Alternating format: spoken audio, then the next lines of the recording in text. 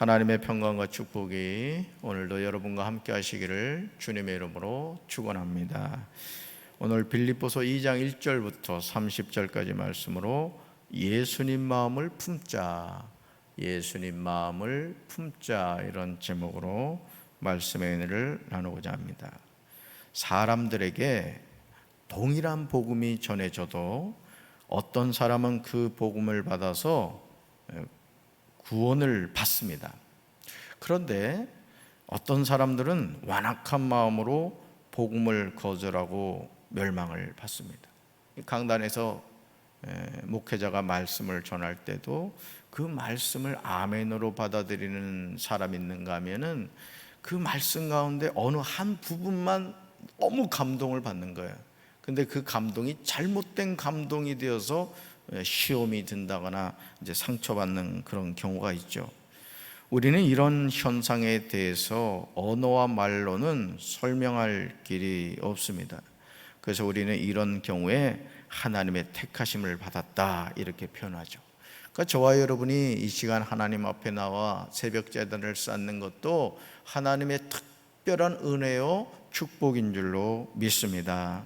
저와 여러분이 주님과 동행한다는 것은 은혜만을 누리게 됨을 의미하지 않습니다. 주님을 위하여 고난도 받습니다. 만약 우리가 은혜만을 얻기를 고집한다면 우리는 고난 앞에서 여지없이 무너지고 말 것입니다. 오늘 우리에게 필요한 마음은 그리스도 예수의 마음인 줄로 믿습니다.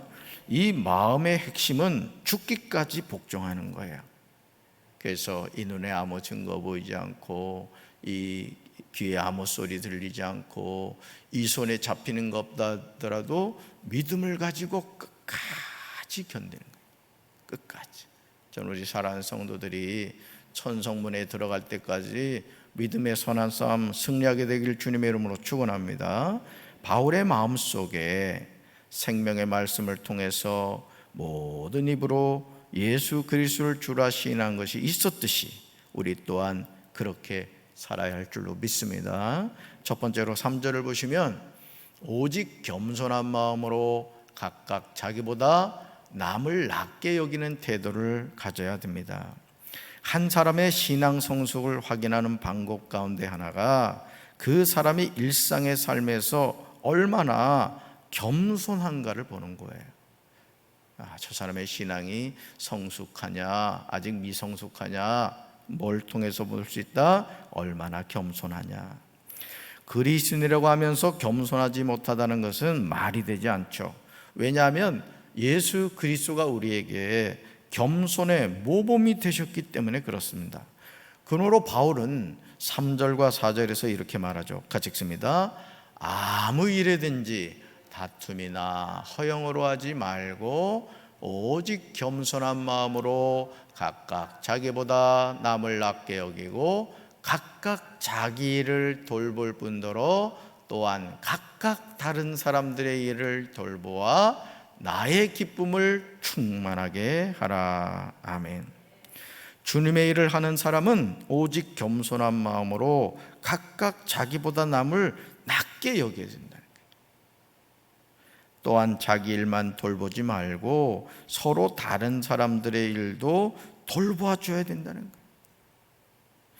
무슨 일을 하든지 경쟁심이나 허영으로 해서는 안 된다는 거죠. 그러므로 그리스도 안에 무슨 권면이나 사랑의 무슨 위로나 성령의 무슨 교제나 긍휼이나 자비가 있거든 마음을 같이하여 같은 사랑을 가지고 뜻을 합하며 한 마음을 품어야 합니다.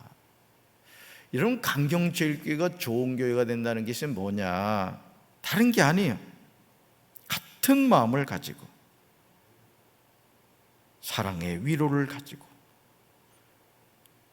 서로 하나 되는 거예요, 여러분. 아멘. 그러니까 여러분, 우리가 겸손한 마음으로 나보다 남을 낮게 여기고 우리가 성령 안에서 하나 되면요, 여러분 천국 가기 전에 맛을 봐야지. 여러분, 저는 우리 교회가 그런 교회가 되어야 될 줄로 믿습니다. 그렇다면 바울이 말하는 한 마음을 품는다는 게 무엇일까, 이거죠. 자, 5절에 그 대답이 나와요. 같이 읽습니다. 너희 안에 이 마음을 품으라. 그리스도 예수의 마음이니. 이 마음이 누구 마음이요? 그리스도 예수의 마음이네. 그렇습니다. 성도가 한 마음을 품는다는 것은 그리스도 예수의 마음을 의미하죠. 그러니까 여러분, 내 마음이 내 마음이 아니에요. 내 마음인 것 같지만은 마귀의 마음이 있고요, 내 마음인 것 같지만은 이 악한 영이 심어주는 마음이 있다고요. 우리가 믿어야 될 것은 오직 하나님밖에 없는 줄로 믿습니다. 바울은 6절, 7절, 8절에서 그리스도 예수의 마음이 무엇인지 구체적으로 설명하고 있어요. 그럼 그리스도 예수의 마음은 도대체 뭐냐? 우리가 품어야 될 그리스도 예수의 마음이 뭐냐? 특별히 8절은 그 핵심을 기록하고 있죠. 같이 읽습니다. 사람의 모양으로 나타나사 자기를 낮추시고 죽기까지 복종하셨으니 그 십자가에 죽으심이라. 아멘. 그리스도 예수의 마음의 절정이 뭐냐 이거예요. 바로 그것은 십자가에서 죽으셨다 이거죠. 여러분, 하나님이신 그분이 죄인인 나를 구원하기 위해서 죽으셨다. 그러니까 여러분들이 교회에서도 그렇습니다. 담임 목사가 정말 기도하면서 또는 교회를 둘러보면서 어떤 이야기를 할 때가 있어요. 장로님 이렇게 하십시오, 권사님 이렇게 하십시오 하면은 내 생각을 섞지 마십시오. 물론 더 발전적으로 어떤 일을 이루어갈 수가 있어요. 근데 그거를 자꾸 여러분들이 불순종을 하고 자꾸 이렇게 뭐라고 하죠? 그렇게 하면 교회일이 되질 않아요. 어느 부서에서도 마찬가지입니다. 예를 들어 재무부에서 어떤 일을 할 때 하나님이 어쨌든 강장로님을 리더로 세웠단 말이에요. 그러면 그 재무부장님이 기도하면서 어떤 방향을 잡아가면은 재무부원들이 같이 협력을 해주셔야 돼요. 모든 부서가 그렇습니다. 교회도 마찬가지예요. 교회도. 그러니까 여러분들이 항상 그리스도 예수의 마음, 그게 뭐라고요? 죽기까지 복종하셨다는 거죠. 그러니까 담임 목사도 결국은 주님의 몸된 교회를 바로 이끌어가는 게 뭐냐? 담임 목사가 자꾸 죽어야 되는 거예요. 그래서 주님의 뜻이 뭐고, 주님이 정말 우리 강경제일교회를 향해서 원하시는 것이 뭐냐, 끊임없이 이걸 기도하면서 그 하나님의 뜻을 따라가는 거죠. 자, 우리 교회가 그런 교회가 되어야 될 줄로 믿습니다. 아멘. 두 번째 13절이 우리 안에서 행하시는 하나님은 소원을 두고 자기의 기쁘신 뜻을 행하십니다. 바울은 12절에서 빌립보 성도들에게 이렇게 강조하죠. 같이 읽습니다. 그러므로 나의 사랑하는 자들아, 너희가 나 있을 때뿐 아니라 더욱 지금 나 없을 때도 항상 복종하여 두렵고 떨림으로 너희 구원을 이루라. 아멘. 이 빨간 글씨를 꼭 암송하세요. 항상 복종하여 두렵고 떨림으로 너희 구원을 뭐하라고요? 이루라. 바울은 지금 빌립보 성도들에게 더욱더 순종하여서 두렵고 떨리는 마음으로 자기의 구원을 이루어 나가라고 권면하고 있습니다. 여러분, 우리는 아직 천국에 들어간 게 아니에요. 우리는 천성문을 향하여 믿음의 주에 온전하게 계신 예수님을 의지해서 가고 있는 겁니다. 근데 여러분, 너무 일찍 무장해제하는 분들이 있어요. 은혜 받았다고, 성령 받았다고 이제 다 됐다 이거야. 그러다가 교만마귀가 들어가 가지고는 그냥 하나님을 떠나는 영혼들이 우리 주변에 얼마나 많습니까? 그렇다면 이 일을 이루어 가시는 분이 누구실까 이거야. 두렵고 떨리는 마음으로 자기의 구원을 우리가 이뤄갈 수 있습니까? 여러분, 13절과 14절에 그 대답이 나오죠. 같이 읽습니다. 너희 안에서 행하시는 이는 하나님이시니 자기의 기쁘신 뜻을 위하여 너희에게 소원을 두고 행하게 하시나니 모든 일을 원망과 시비가 없이 하라. 아멘. 그렇습니다. 우리 안에서 행하시는 분은 누구시다? 하나님이시다. 하나님이 우리 안에서 이루어 가신다는 거예요. 하나님은 우리에게 소원을 두고 행하신다. 그러므로 우리는 모든 일을 어떻게 돼요? 원망과 시비가 없이 해야 됩니다. 그러니까 여러분, 어제도 이제 다드림하고 이제 올림 오케스트라 헌신 예배를 드렸습니다만은, 예를 들어 그렇습니다. 자, 오케스트라를 한단 말이에요. 그러면 이제 우리 양중 지휘자에 의해서 이렇게 한단 말이에요. 그러면 각각의 악기가 소리를 내야 되잖아요. 그럼 예를 들어 하다 보면 실수를 할 수 있다고요. 자, 그러면 우리가 뭘 놓치게 되느냐면요, 저도 경험해 봐서 알아요. 실수한 사람을 째려봅니다. 또 틀렸어. 그럴 줄 알았어. 자, 중요한 뭘 놓쳤죠? 이 찬양을 누구를 위해서 하는가를 놓쳐버리는 거예요. 물론 잘하고 싶은 마음이야 얼마나 있겠어요. 다 함께 오케스트라를 해서 하는데 한 사람이 실수해 보세요. 열심히 노력했는데 초치면 기분 나쁘잖아. 그거는 이해하지만 뭘 놓친 거예요? 그리스도 예수의 마음을 놓친 거죠. 실수하더라도 이것이 하나님이 받으시는 것이다 생각하면은 어떻게 돼요? 받아줄 수 있는 것이죠.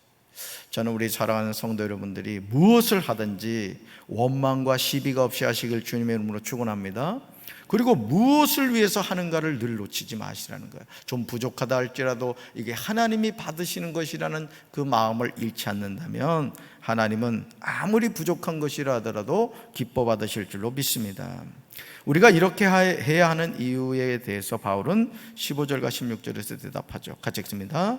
이는 너희가 흠이 없고 순전하여 어그러지고 거스르는 세대 가운데서 하나님의 흠없는 자녀로 세상에서 그들 가운데 빛들로 나타내며 생명의 말씀을 밝혀 나의 다름질이 헛되지 아니하고 수고도 헛되지 아니하므로 그리스도의 날에 내가 자랑할 것이 있게 하려 함이라. 아멘. 바울은 지금 어그러지고 거스르는 세대 가운데서 하나님의 자녀가 흠없이 순전해야 하는 이유에 관해서 5가지를 말합니다. 5가지. 자, 첫째, 세상에서 구부러지고 뒤틀린 세대 가운데서 빛들로 나타내는 거예요. 여러분, 사실 세상이 혼란스러운 이유는요, 다른 게 아닙니다. 여러분, 하나님이 아담과 하와를 창조하신 이후에 에덴 동산에서 이미 인간은 타락해 버렸어요. 하나님께 불순종을 했다고요. 자, 그러면서부터 모든 인류에는 원죄라는 것이 생기게 된 거예요. 그리고 자범죄를 짓게 되죠. 이것은 인간의 숙명입니다. 모든 사람은 태어나는 순간부터 죄덩어리인 거예요. 자, 그런데 이 세상이 왜 혼란스러우냐? 주님이 우리를 향하여 뭐라고 말씀하셨죠? 너희는 세상의 소금이고 너희는 세상의 빛이라고 했어요. 이 세상은 창조하신 이후, 에덴 동산에서 인간이 타락한 이후부터 죄악이 관영한 세상이 됐대요. 아주 생각하는 것마다 악한 짓만 생각하는 거예요. 여러분, 탈레반 하는 짓 보세요. IS 하는 짓 보세요. 그게 인간의 타락한 본성입니다. 자, 그러면 왜 이 세상이 더 혼란스러우냐? 우리가 믿는 자들이 빛과 소금의 역할을 감당하지 못해서 그런 겁니다. 세상이 캄캄해진 거예요. 둘째, 생명의 말씀을 밝히는 거예요. 셋째, 바울의 다름질이 헛되지 아니하게 하는 거죠. 넷째, 바울의 수고가 헛되지 아니한 것입니다. 다섯째, 그리스도의 날에 바울이 자랑할 것이 있게 하려 함이라고 말하죠. 이를 위하여 바울은 자신을 바치는 것을 기뻐하고 기뻐한다고 17절과 18절에서 분명하게 고백하고 있음을 보게 됩니다. 우리 말씀 같이 읽습니다. 만일 너의 믿음의 제물과 섬김 위에 내가 나를 전제로 드릴지라도 나는 기뻐하고 너희 무리와 함께 기뻐하리니 이와 같이 너희도 기뻐하고 나와 함께 기뻐하라. 아멘. 계속 나오는 낱말이 뭐예요? 기뻐하고 기뻐하라는 거예요. 자, 지금 바울이 어디 있죠? 감옥에 있습니다. 감옥에서 감옥 밖에 있는 사람들 향해서 기뻐하라고 말해요. 동일한 내용을 새 번역은 다음같이 번역합니다. 같이 읽습니다. 그리고 여러분의 믿음의 제사와 예배에 나의 피를 붓는 일이 있을지라도 나는 기뻐하고 여러분 모두와 함께 기뻐하겠습니다. 여러분도 이와 같이 기뻐하고 나와 함께 기뻐하십시오. 아멘.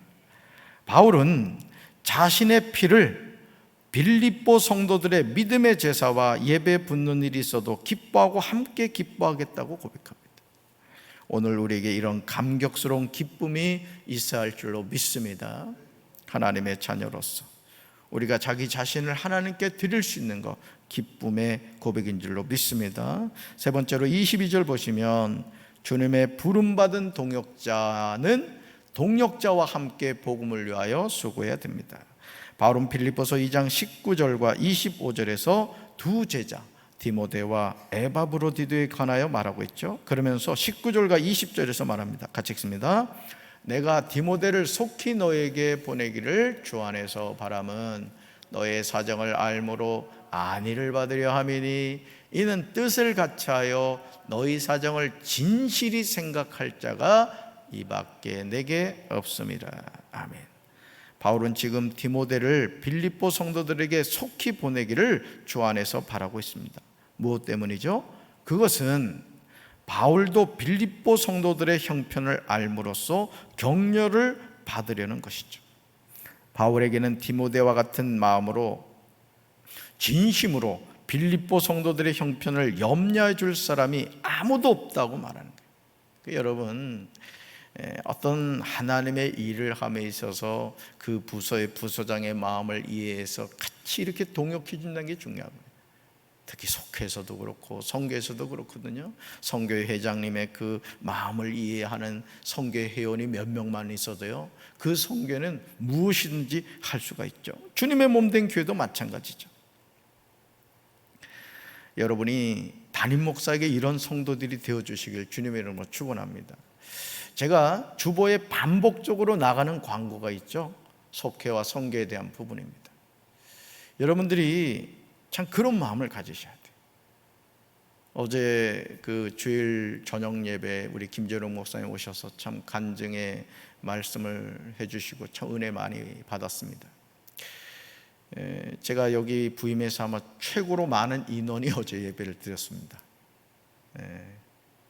울림 오케스트라도 있었고 이제 다들 이제 헌신 예배도 있었지만은 여러분들이 정말 이 코로나19 상황을요 심각하게 생각하셔야 됩니다. 이거 교회가 아주 지금 추풍낙엽으로 무너지고 있어요 지금. 그렇기 때문에 여러분들이 담임 목사가 왜 같은 광고를 계속해서 하는가? 그 부모의 마음을 자녀가 좀 헤아려 줘야 되듯이 여러분들이 그런 마음을 가지고 교회 안 나오는 성도들을 좀 찾아가 주셔야 돼요. 아멘. 지금 디모데와 에바브로디도가 바울에게 그런 사람이었던 것입니다. 뜻을 같이 하고 진실이 생각하는 성도들이 되어 주셔야 돼요. 그러나 모든 사람이 바울이 소개하고 있는 디모데와 같지 않았어요. 21절을 보시면 모두 자기 일은 열심히 하면서도 그리스도 예수님의 일에는 관심이 없다는 거죠. 그러나 22절을 보시면 디모데는 달랐어요. 22절 같이 읽습니다.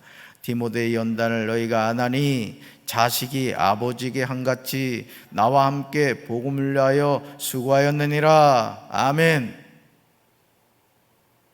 자식이 아버지에게 한같이 나와 함께 복음을 위하여 수고했다는 거예요. 어제 비가 왔죠. 그런데도 빌립 전도대 전도를 나가더라. 이제 그거 보면서 막 감동 먹었잖아요.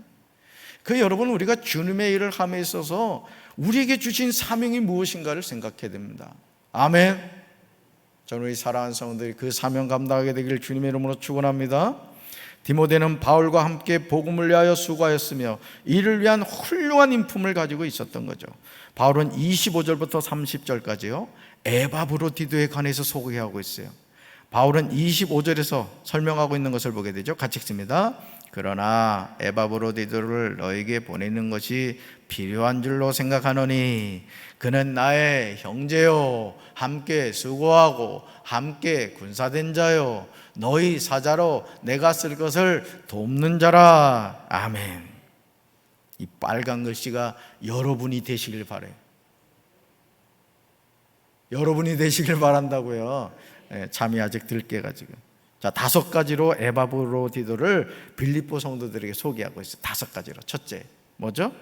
나의 형제라.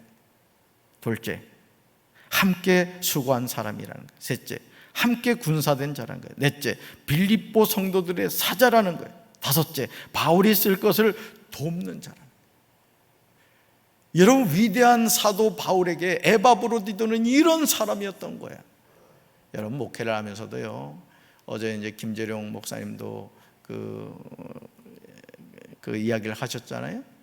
자기가 여기서 목회하면서 장례를 하면서 두 분 장례 때 눈물을 흘렸다 그랬어요. 그렇죠? 여러분도 그런 성도들 되시길 바랍니다. 참 이렇게 저도 장례를 하다 보면 이게 정말 눈물이 나는 성도들이 있어요. 참 마음이 그런 분들이 있거든요. 그런 성도들이 되셔야 돼요. 그리고 하나님 앞에 섰을 때, 야, 너 참 수고 많이 했다. 목회하는 얼마나 고생했냐. 나 너 때문에 내가 너무너무 아주 그냥 내가 봐라. 내가 너무 많이 먹어서 살찐 거 봐. 하나님이 살이 찌실지 모르겠습니다만은 그런 성도들이 되셔야 돼. 내가 너 근심하느라고 쫙 빠졌다 이러면 되겠어요? 아멘. 그래서 하나님의 기쁨이 되고 또 여러분이 섬기는 교회 담임 목사님의 자랑거리가 되고 또 성도들 사이에서도 서로 야, 저분 때문에 우리 교회가 바로 세워져 간다는 그런 칭찬되는 성도들 되기를 주님의 이름으로 축원합니다.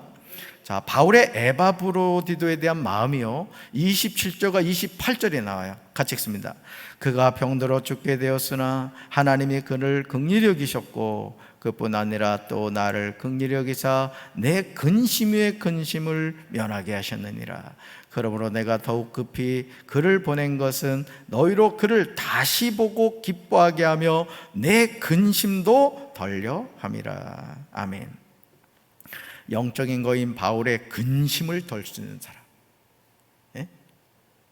바울이 급히 보낼 수 있는 사람이 누구였다? 에바브로디도였다. 참 멋지잖아요. 주의 종의 근심을 덜 수 있는 사람, 급히 보낼 수 있는 사람, 교회에 어려운 일이 있을 때 장로님, 권사님 하고 전화를 할 수 있는 그런 사람이 된다는 거 얼마나 감사한 일이에요. 30절 보시면요, 바울의 감격적인 고백이 나옵니다. 같이 읽습니다. 그가 그리스도를 위하여 죽기에 이르러도 자기 목숨을 돌보지 아니한 것은 나를 섬기는 너희의 일에 부족함을 채우려 함이니라. 아멘. 에바브로디도는요, 그리스도를 위하여 죽기에 이르러도 자기 목숨을 돌보지 아니한 사람이었습니다. 우리 전사님들 여러분 많이 칭찬해 주시고 기도해 주셔야 돼요. 어제도 보니까 11시 거의 다 됐는데 말이죠, 그 사무실에 불이 켜져 있더라고요. 담임 목사가 주간 보고서 내라 해가지고 그것도 정리해내느라 그랬지. 그래서 새벽에 가보니까 깨끗하게 정리해가지고 주간 보고서 이렇게 했더라고요. 그래서 제가 쫙 보고 왔죠. 주일 1부 예배 몇 명 오고 2부 예배, 저녁 예배 쭉 보고 왔잖아요. 그래서 얼굴이 벌써 폈잖아요. 그러니까 항상 담임 목사의 마음은 교회에 있는 거예요. 성도들에게 있는 거예요. 우리 전사님들 참 훌륭하신 분들입니다. 맛있는 거 많이 사주세요. 아멘. 너무 살찌게 하지 마시고요. 자, 왜입니까? 그것은 빌립보 성도들의 부족함을 채우기 위함이었어요. 그러므로 바울은 29절에서 빌립보 성도들에게 부탁하죠. 같이 읽습니다. 그러므로 여러분은 주 안에서 기쁜 마음으로 그를 영접하십시오. 또 그와 같은 이들을 존경하십시오. 아멘. 여러분은 주 안에서 기쁜 마음으로 에바브로디도를 영접해 달라는 거예요.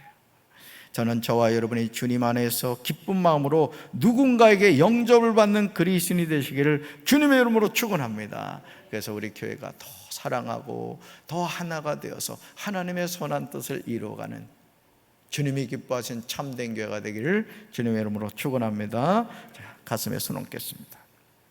하나님 아버지, 오늘 빌립보서 2장에서 바울은 우리에게 그리스도 예수의 마음을 품으라고 말합니다. 그러면서 그의 동역자 디모데와 에바브로디도를 소개하고 있습니다. 강경제일교회를 누가 세워갈 것입니까? 담임 목사와 우리 모든 성도들이 서로 동역자가 되어 하나 될 때 주께서 이 교회를 통하여 하나님의 아름다운 역사를 이루어 가실 줄로 믿습니다. 우리 모든 성도들이 하나님 디모데와 에바브로디도가 되어서 하나님 주신 사명을 감당하게 하시고 우리가 세상의 소금과 빛의 역할을 감당할 수 있는 하나님의 참 자녀 될 수 있도록 주여 도와 주시옵소서. 믿음 안에서 승리하게 하시고 악한 것을 본받지 않게 도와주시고 항상 성령 안에서 깨어 기도하는 우리 모든 성도들 되게 도와 주시옵소서. 예수님 이름으로 간절히 축복하며 기도합니다. 아멘.